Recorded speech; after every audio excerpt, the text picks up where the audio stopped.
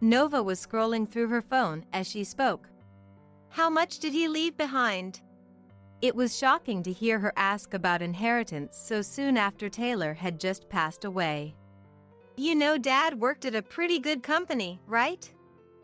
I bet he saved up a decent amount. Nova's words were flippant, almost casual.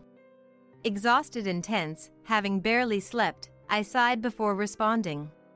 Taylor's parents are inheriting everything, so what we're getting is $0. But Nova just breezed through the conversation. What? That's such a waste. I wanted to use that inheritance to go to Raymond's concert. Are you serious? Taylor just passed away. Your dad just died. Why would you say something so awful? I can't believe I have a daughter like you. I yelled, overwhelmed by anger. Yet, Nova seemed unfazed. Then I guess I'll stop being your daughter. Bye-bye, fake mom. With that, she strutted off.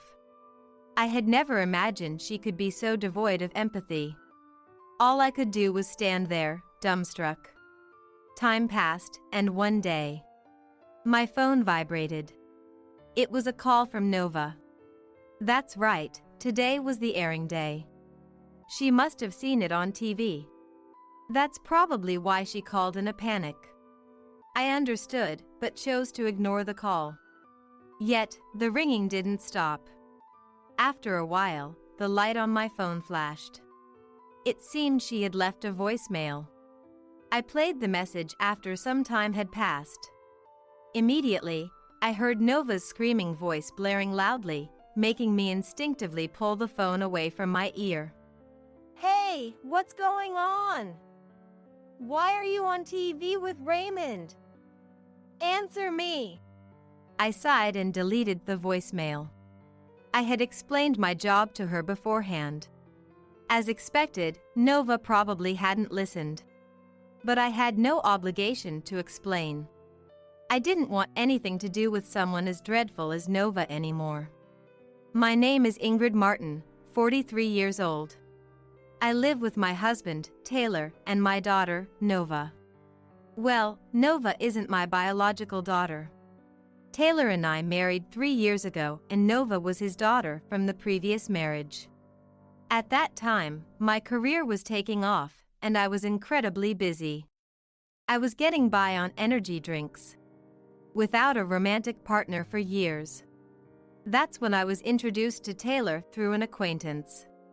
Taylor was kind and sincere. We hit it off and naturally progressed to a serious relationship with marriage in mind. However, there was one problem. Taylor was a widower, having lost his wife, and he had a daughter. Her name is Nova. She was a 17-year-old high school student.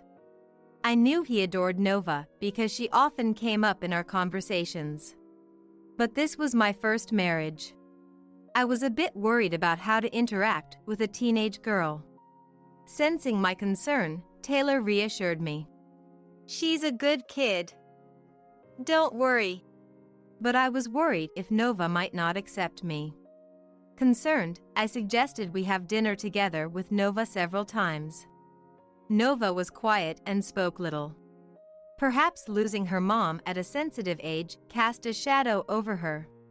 Considering this, Taylor repeatedly confirmed with Nova if she was okay with him remarrying. Nova had said she was fine with it. Relieved, I continued our relationship and eventually, we got married. But things didn't go smoothly. It seemed my expectations were too naive. Once we started living together, Nova gradually began to show her true colors. After the wedding, the three of us decided to live in a condo. It wasn't a rental, we bought it when we got married. Taylor's in-laws were happy about his remarriage and offered to pay for the condo. Initially, I declined because it felt like too much, but they insisted. Taylor's in-laws were very concerned about him and Nova, and they were thankful for my presence as a stepmother. They repeatedly told me to accept their offer, and I eventually agreed, seeing no reason to refuse. And so, we moved into this brand new condo. Nova was still not very talkative, but I thought we could gradually become closer over time. Luckily, I work from home. I should be able to spend plenty of time with Nova. I understand that losing mom isn't something one can easily get over. But I hoped I could be there for her as much as possible. However, Nova's behavior started to change for the worse. She would only respond with yeah or aha whenever I tried to start a conversation. She was always looking at her phone, never making eye contact with me. Once, I asked her what she was watching, but she only replied, ATB's concert. It seems ATB is a popular boy band among the youth. Nova was especially obsessed with a member named Raymond Thompson, owning a vast collection of his merchandise. Her room was filled with Raymond's goods, leaving no space to walk. I tried to clean up several times. But Nova would get angry and yell, "Don't come in." Confused, I talked to Taylor about it. Taylor answered sadly, "Nova has always been like this. She might seem indifferent, but she doesn't mean any harm." When her mom passed away from an illness, Nova was still in elementary school. She was deeply affected by it. Back then, she found solace in that male idol. And she still does. That's why I want to let her do as she wishes. I see. I thought it was a sad story. Nova never lets go of her phone, always looking at Raymond's pictures or videos. It must be her way of healing herself. But sometimes, I felt she was going too far. She wasn't studying at all, and her grades were terrible. Even so, Taylor said nothing, attributing it to the loss of her mom. I understand Nova's feelings, but I believe it's also important to live a proper life. Wouldn't Nova's late birth mother want the same? Thinking this, one night, Taylor was on a business trip, leaving Nova and me to have dinner together for the first time. I decided to have a talk with Nova today. I wanted to have a conversation and hopefully get her to open up a bit. Gradually, moving from videos to engaging with a real person would be ideal, I thought. I put extra effort into cooking. But Nova, while eating, was glued to her phone watching Raymond's videos. She completely ignored anything I tried to say. Maybe she felt more relaxed without Taylor around. But, honestly, this lack of basic manners is unacceptable. If she continues this way into adulthood, she's going to have problems. I didn't hold back in addressing it. Hey Nova, can we put the phone away during meals? Let's talk. But when Nova looked up, her face was full of anger. What? I'm at a good part right now. Raymond is speaking. Don't you understand? Don't bother me. I was stunned by Nova's outburst. She was watching an ATB concert, and it was a scene where Raymond was speaking. After her tantrum, Nova glared at me, ate her food quickly, and locked herself in her room with her phone. I was shocked. Was it really worth getting so angry over? For the first time, I felt scared of Nova. But this was just the beginning of a nightmare. I couldn't have imagined the shocking events that were about to unfold. One weekday afternoon, my phone rang. It was from the teacher of the high school Nova attends. I paused my work to answer the call. Yes, this is Martin. Excuse me. Nova did what? It was a call to alert me about Nova's behavior. Apparently, she had skipped school to attend Raymond's concert on a weekday. Nova had been absent frequently lately, and the teacher had been suspicious. Just when they decided to inquire about it with me, another teacher spotted Nova in downtown, returning from the concert. When asked about it, she easily admitted to having gone to the concert. I was dizzy with shock. Indeed, Nova had gone to Raymond's concert. But she was only allowed to go on weekends at the end of the month. Skipping school on a weekday was obviously not allowed. Yet, she had lied and skipped school. I apologized profusely to the teacher. This was unforgivable. I had to make it clear. In the evening, Nova came home. "Nova, can we talk?"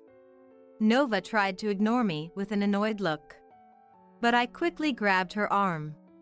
"Please listen. This is important." "What?"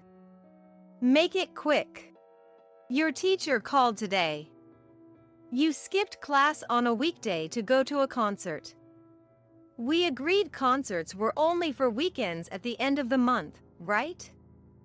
You need to keep promises and attend your classes properly." Nova clearly didn't like what I was saying, but I couldn't let it end there. "And how did you get the money for the concert?" I had thought she was enjoying Raymond within the limits of her allowance. According to the teacher, she had skipped a lot of days. Where was the money coming from? Nova fell silent with a sullen face. She didn't want to say it, but finally spoke. "I took a little from Dad's wallet." "What? That's stealing." Contrary to my panic, Nova spoke boldly, as if she had justified herself. "That's exaggerating. It's family money. But there's a difference between right and wrong. I have to tell Taylor about this." "Do whatever you want. Dad's soft on me. He'll forgive me because he still sees me as the poor daughter who lost her mom." With that, she laughed, "Ha ha ha. What a child." This behavior couldn't be excused by the grief of losing Mom anymore. I had to get Taylor to talk to her before Nova's behavior got any worse. Just when I thought so, a more shocking situation awaited me. It was sudden. Taylor had passed away. I couldn't believe it. While I was preparing dinner, a call came from Taylor's boss. It appeared to be a heart attack. He collapsed while out and never woke up again. I was stunned by the news. I rushed to the hospital and spoke with Taylor's boss, who was waiting there. Afterward, I contacted Taylor's relatives and had multiple discussions. By the time the wake was over after a few days of meetings with the funeral home, I was completely exhausted. I had been desperate in dealing with everything, but once it all ended, I felt utterly drained, as if my soul had left me. Our marriage had lasted only a few years. The memories with Taylor were far too few. I stared at his portrait. Remembering the time we met, I cried quietly when Nova came in, carefree. Nova showed no signs of mourning. During the funeral, she was engrossed in her mobile phone, looking at Raymond. I was too exhausted to admonish her. But thanks to the relatives who conveniently interpreted. "Poor thing, losing her mom and now her dad.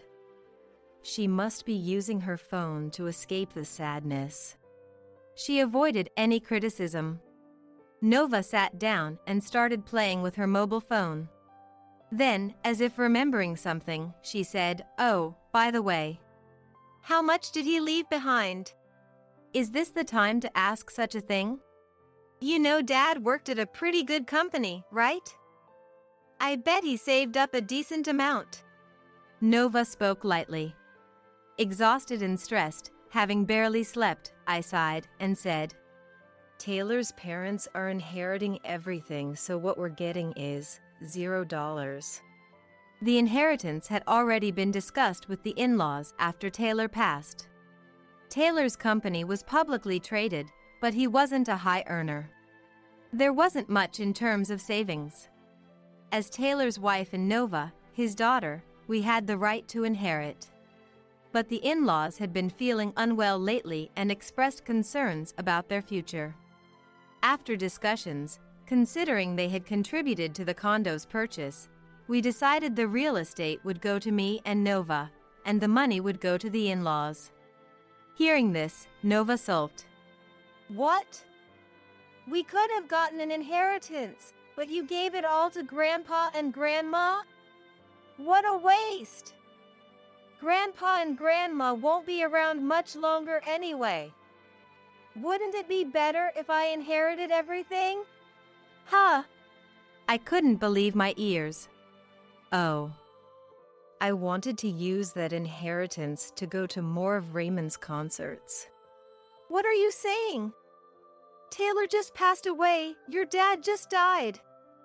And all you can think about is Raymond, Raymond.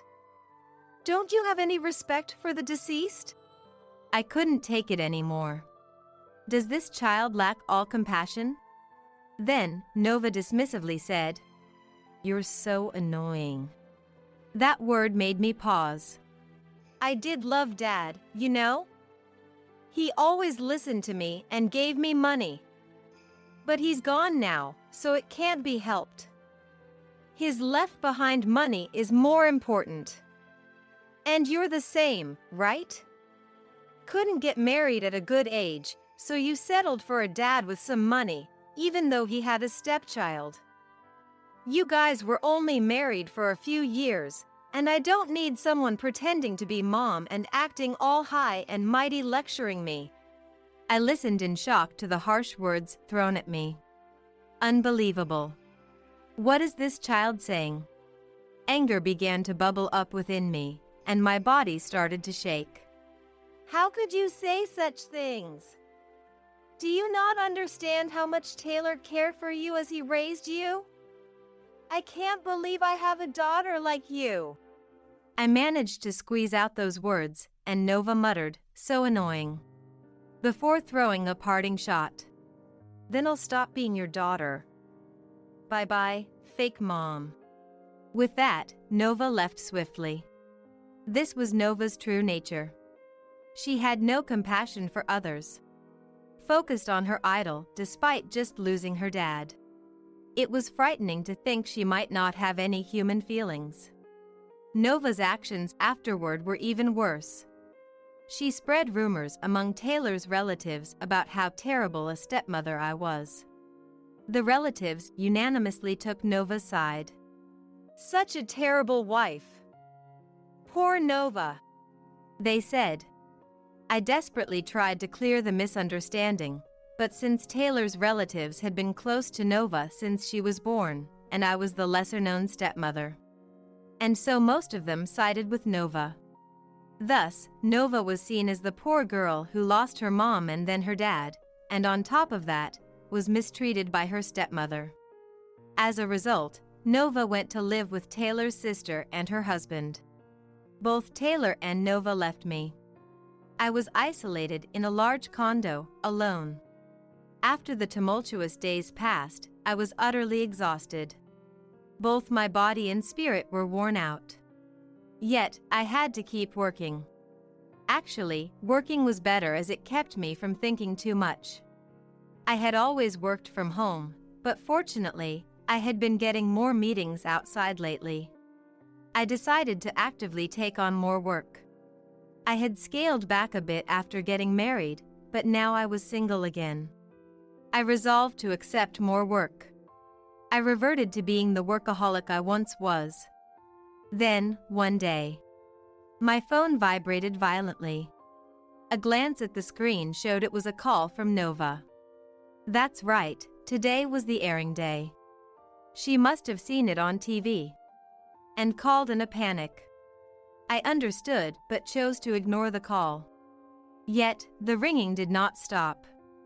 After a while, the phone's light flashed. It seemed she had left a voicemail. After some time, I played the message. Immediately, Nova's yelling blared at high volume, making me instinctively pull the phone away from my ear. Hey! What's going on? Why are you on TV with Raymond? Answer me! I sighed and deleted the voicemail. I am a screenwriter. I work from home, and my original script was being turned into a TV drama. That's why I was appearing on a TV information show for promotion. At that time, the person I was having a discussion with on the show was Nova's admired idol, Raymond. It seemed to be Raymond's first appearance in a drama. And he was the lead, which had increased the attention on him. A special feature on Raymond was arranged, and as one of the drama staff, I was invited to the program. The conversation mostly revolved around behind-the-scenes stories of the production. Raymond struck me as a polite young man. He was very proper in his greetings and left a very good impression. It's truly unfortunate to have a fan like Nova among his audience. Nova, having seen the broadcast, persistently called me. She must have been wanting to ask what was going on. I had told Nova about my profession, but she hardly listened, always engrossed in videos. She probably only saw me as just a housewife who's always at home. But now, that doesn't matter anymore. I knew it would cause a fuss if she found out I was working with Raymond. I have no obligation to explain anything to Nova, who has ignored and insulted me so much before. Ignoring her resulted in many messages coming in, which I, of course, threw away without reading a single one. It's ironic how she suddenly clings to me for communication, having never tried to communicate before. Knowing Nova's true nature now, I decided I no longer wanted anything to do with her. A few days passed, and the persistent calls from Nova stopped. She must have realized I wouldn't respond. I felt relieved. With work winding down, I thought it'd be nice to relax with my favorite tea. As I was getting a mug ready in the kitchen, the doorbell rang loudly. It gave me a bad feeling. I quickly peeked through the door viewer. To my surprise, Nova was standing there. Her eyes burning with anger, a terrifying expression on her face. I know you're there! Come out! Why are you leaving me out, talking to Raymond? Of course, I wouldn't go out. But her vile words continued for a while. Hey, answer me! Nova hurled filthy insults and banged on the door violently. Eventually, her words even began to attack my character. Unbearable to listen to, and worrying about causing trouble for the neighbors. I clutched my phone and called the police. Soon after, the sound of a police siren echoed nearby. Hearing that, Nova clicked her tongue and quickly left. Her ability to flee was, as always, swift. Later, I explained the situation to the arriving police officers. The police said they would patrol around my house for a while. So I should be safe for some time. But if I'm still being loitered around, I might have to consider moving or staying in a monthly apartment temporarily. However, my priority right now is the drama script. I want to focus on this job until it's completed. That's right. I had been uncertain about the final twist. But suddenly, it came to me. I booted up my computer and started typing quickly. Time passed. Fortunately, Nova hadn't come to my house since then. She must have given up. Thanks to that, I was able to focus on my work, and the script was completed successfully. Today, I was supposed to visit the filming site of the drama. The climax was being shot at a park in the suburbs. After briefly greeting the production staff, I decided to watch the filming from the back. The actors seemed to be in good spirits as they got off the location bus. But Raymond, the lead actor, seemed to be lacking his usual energy. He appeared to be somewhat downcast. Was something wrong? Despite my concerns, the filming went on smoothly. This scene required extras, so there was a crowd waiting at a corner of the park. Suddenly, the area became noisy. Someone stop that woman! A shout was heard, and a woman emerged from the crowd. She made her way to where Raymond and the others were gathered, panting. Raymond! I've finally found you! Shockingly, it was Nova. Raymond looked perplexed at the sight of Nova, who was wearing flashy makeup and smiling. Why did you talk to that old lady but not to me? I attend every live show. I buy so much of your merchandise. Why won't you say anything to me after I've spent so much money? Nova was ranting nonsensically. In the next moment, security guards restrained her. The drama's production staff hurriedly moved Raymond away. Are you okay? Yeah. Raymond, looking pale, moved to the back with the other actors. I heard the staff gossiping. Raymond has been dealing with a stalker recently. A fan has been following him around a lot. I heard that too. She's been lurking around his house and following him on his days off. Really? Is that girl the one? Eager fans can be really scary. That's why Raymond hasn't been his usual self lately. Hearing this, I felt a chill run down my spine. Given Nova's recent behavior, I had a premonition she might do something drastic. The relentless calls to me, the verbal abuse when she came to my house. If she directed that obsession toward Raymond. Nova's love had twisted into stalking, tormenting Raymond without any hope of reciprocation. Her excessive attachment had distressed and cornered him. But of course, Raymond would never return Nova's feelings. Unable to hold back any longer, Nova had sneaked in as an extra to infiltrate the drama set. To take such actions. Beyond disgust, I even felt pity for her. I stepped forward and approached Nova. It was you, then. You. Why are you cozying up to Raymond?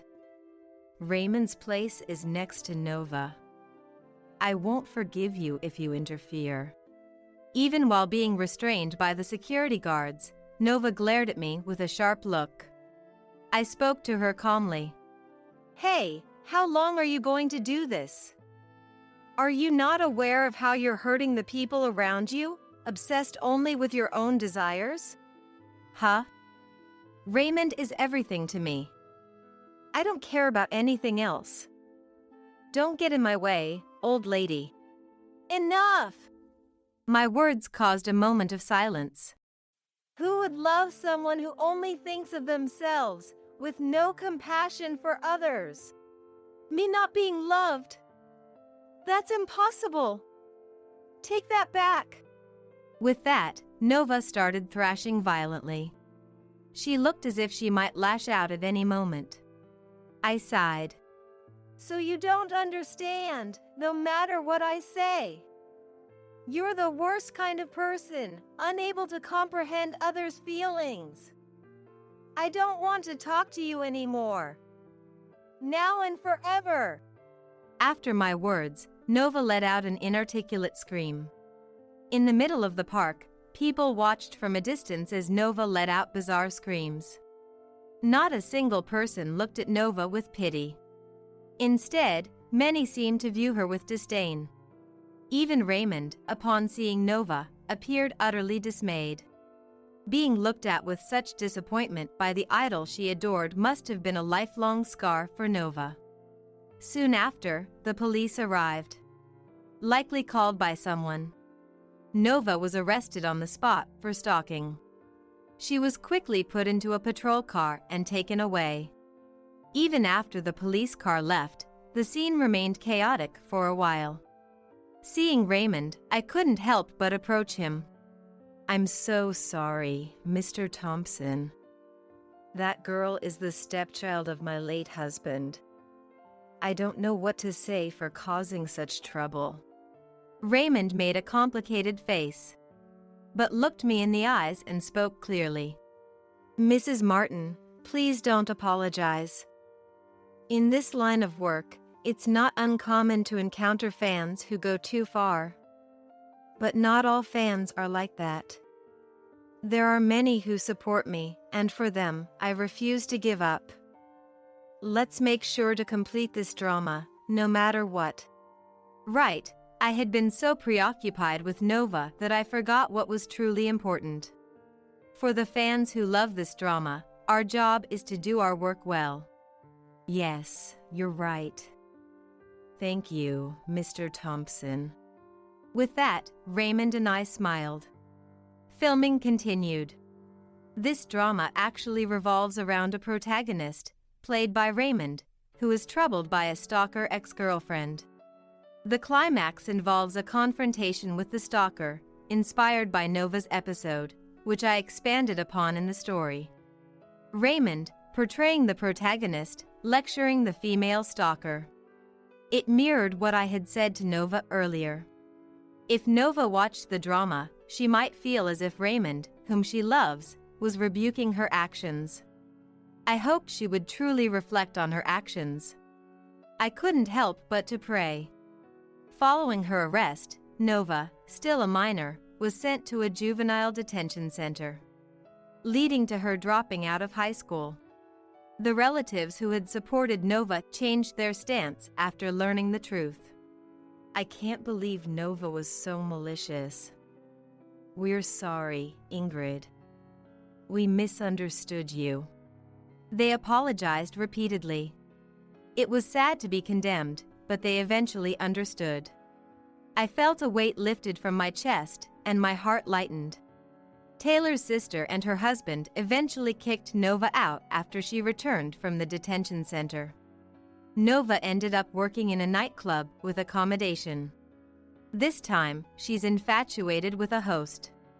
It seems she's in debt on a level incomparable to when she was chasing after Raymond. I heard she's borrowing money from dubious lenders. I was disheartened. She must have watched the drama. Raymond's lecture didn't seem to resonate with Nova, passing her by. Nova seems to have a nature that can't live without depending on something. Losing her mom at a young age might be a factor, but her behavior only escalated, ignoring any advice. Eventually, she indulged in criminal behavior to fulfill her desires, getting arrested. Yet, her habit of dependency seems unchanged. It appears there's no hope for recovery. She's likely to spend her life unable to escape from the mire of her desires. The other day, while walking through town, I happened to see Nova returning home in the morning. She appeared to be drunk, her makeup a mess, presenting a terrifying visage. Moreover, she was muttering to herself, Why won't you look at me? After all I've done for you."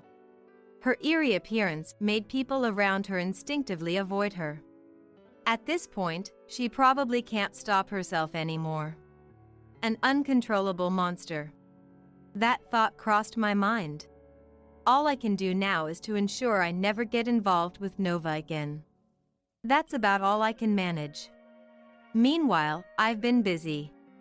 The drama was a success, with good ratings, strong DVD sales, and high streaming numbers.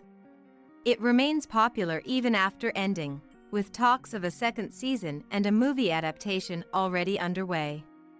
As someone involved in the drama's production, I couldn't be happier. Raymond, too, seems to have recovered his spirits. He had been troubled by the stalker, Nova, but now appears to have completely moved on. His acting in that drama was well received, and he's since been appearing in various dramas and movies. His career is flourishing, and his popularity is on the rise. New jobs have been coming my way one after another, and I'm thrilled, almost overwhelmed. My days have been more fulfilling than I could have imagined a while ago. In exchange, my personal life has become solitary, but I don't feel lonely. No matter what happens, my work supports me. Thinking this way, my motivation surges.